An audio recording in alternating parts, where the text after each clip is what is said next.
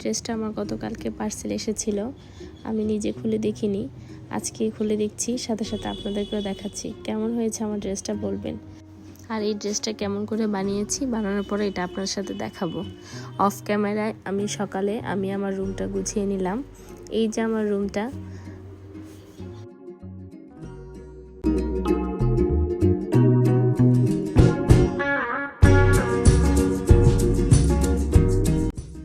আমার বেডরুমের পাশাপাশি আমি অন্য রুমগুলোও গুছিয়ে নিয়েছি। এটা আমার লিভিং রুম, আর এটা হচ্ছে আমার বেলকনিতে আমি কিছু গাছ রেখেছি, আর এই গাছগুলি আমার খুবই পছন্দের। আমি চেষ্টা করি একটু যত্ন করে রাখার জন্য, যাতে এগুলি ভালো থাকে, বেঁচে থাকে। এর মধ্যে আমার বাজার এসে পড়েছে। আজকে তেমন কিছু রান্না করব না, বাকি বাজারগুলো গুছিয়ে আজকে আমি এই শাকগুলি বেছে নিব। শাকগুলি বাছতে বাছতে আমার আরেকটা পার্সেল আসলো, তাই ওই পার্সেলটার জন্য আমি খুবই আগ্রহী হয়ে বসেছিলাম। অবশেষে আমার পার্সেলটা চলেই আসলো।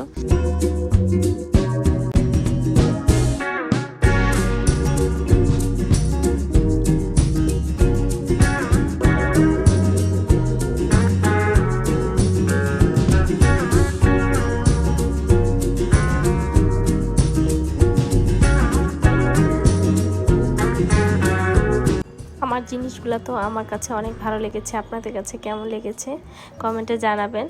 আর রান্না বান্নার জন্য আমি সব কিছু গুছিয়ে নিয়ে এখন রান্না করব। আজকে মিষ্টি কুমড়ার সাথে চিংড়ি মাছ রান্না করব, চিকেন রান্না করব, আর আমার ছোট ছেলের জন্য একটু পোলাও রান্না করে নিব, কারণ ও ভাত একটু কমই খেতে চায়। পোলাও আর চিকেন হলে তার কিছুই লাগে না।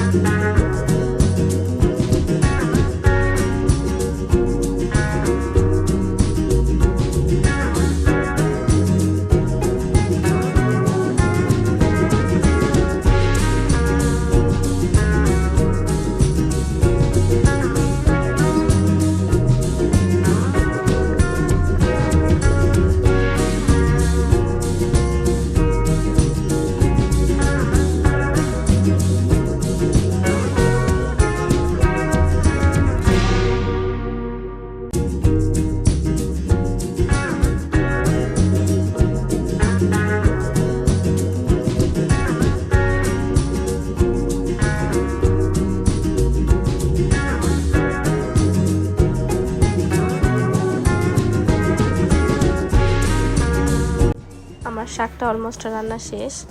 এখন আমি পোলাওটা একটু চেক করে নিব। হ্যাঁ, পোলাওটা আমার রান্না করা হয়ে গিয়েছে।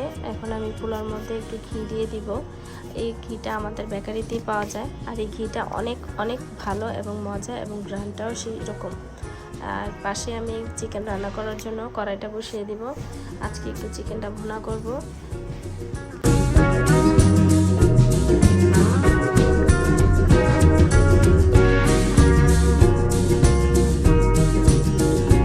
চিকেনটা একটু ভেজে নিচ্ছি। আমি সবসময় এইভাবে রান্না করি না, মাঝে মাঝে চিকেনটা ভেজে রান্না করি, মাঝে মাঝে এমনি কষিয়ে রান্না করি। যখন যেভাবে সুবিধা হয় সেভাবে রান্না করি। আসলে রান্নাটা একটা আর্ট। আমি সাধারণত যেভাবে রান্না করে সব মশলা একে একে দিয়ে এটাকে সুন্দর করে কষিয়ে তারপর এটার মধ্যে চিকেনগুলো দিয়ে একটু নাড়াচাড়া করে একটু ঝোল দিয়ে দিব।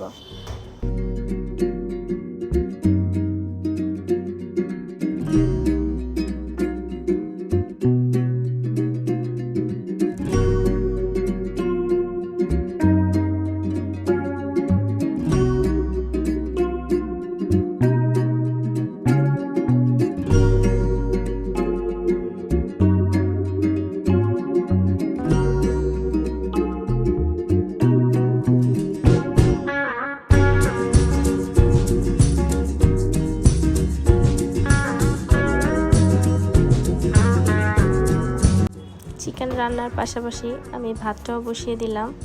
আমার চিকেন রান্না এক পাশে হচ্ছে, আরেক পাশে ভাতও হয়ে যাবে। আর রান্না শেষ করতে করতে আপনাদের সাথে একটা কথা বলি, যারা এখনও আমার চ্যানেলটি সাবস্ক্রাইব করেননি তারা সাবস্ক্রাইব করে আমার পাশে থেকে আমাকে সাপোর্ট করবেন।